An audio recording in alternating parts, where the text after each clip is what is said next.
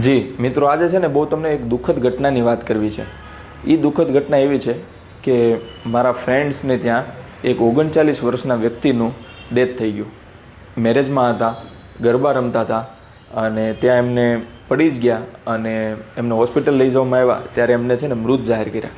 અને એમની માત્ર ઉંમર હતી 39 વર્ષ. એમના બાળકો ખૂબ નાના હતા.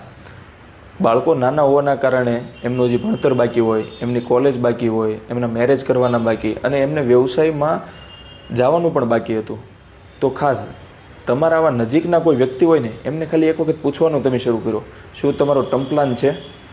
આ કોઈ એડવર્ટાઇઝિંગ માટેનો વિડીયો નથી, પણ એમની પાછળ ખૂબ બધી જવાબદારી, ફાઇનાન્શિયલ જે જવાબદારી હોય છે, આર્થિક જવાબદારી હોય છે, એ ખૂબ બધી બાકી હોય છે.